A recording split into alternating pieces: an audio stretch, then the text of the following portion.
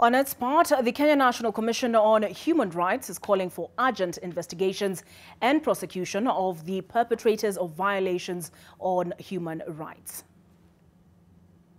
The Commission, within its mandate in the Prevention of Torture Act, shall initiate inquiries into the alleged instances of torture and issue reports and recommend effective measures for prevention and accountability. The Commission also urges the Independent Policing Oversight Authority, IPOA, to hasten its investigations into the allegations of torture and ensure perpetrators face appropriate legal action. All right, and this is what President William Ruto had to say on the allegations raised by Raila Odinga as he met international journalists at a forum today.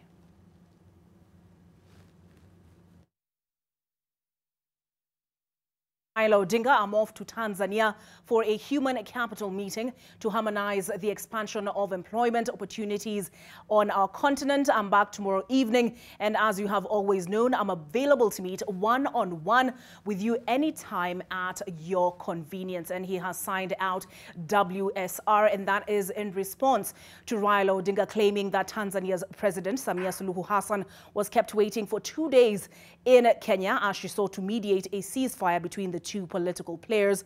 And Raila Odinga says it is the Kenya Kwanza camp, and that is President William Ruto, who snubbed her. And he also said he is willing, as President William Ruto has stated there, to talk. So it appears there is light indeed at the end of this tunnel. Now, speaking of Raila Odinga, the Azimio leader has for the first time accused President William Ruto of being behind frustrations that led to the collapse of the bipartisan talks meant to resolve Azimio's grievances against his government. Odinga claims that President Ruto even snubbed Tanzania's President Samia Suluhu, whom he had invited to the country to lead the reconciliation efforts. NTV's political affairs reporter Vincent Odwor with more.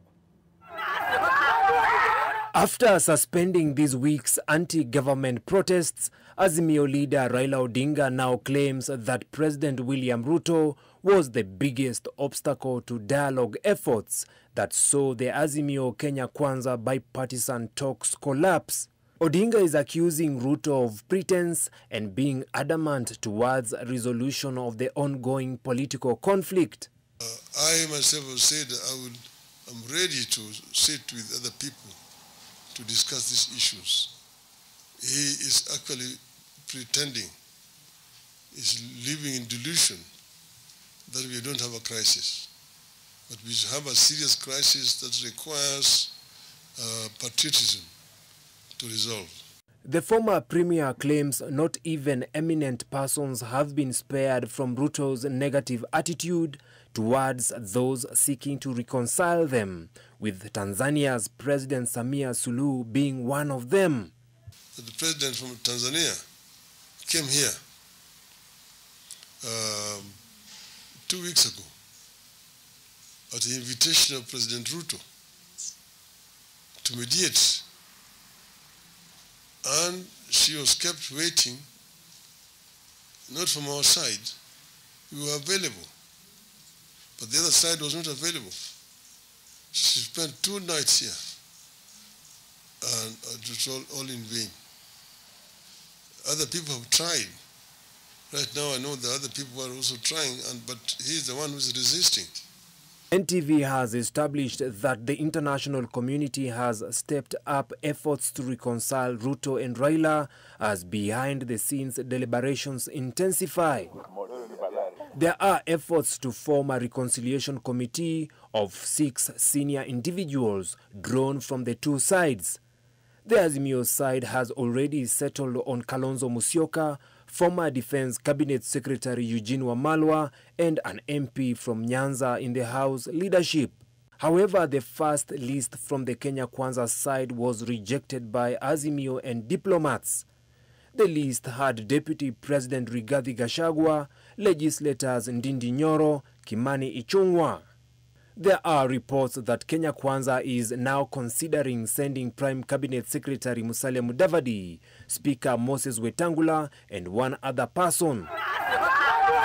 There are reports that one of the reasons why the Wednesday protest was suspended is the demand by the Ruto team and diplomats to call off the protests before talks begin. Vincent Odur, NTV. Now,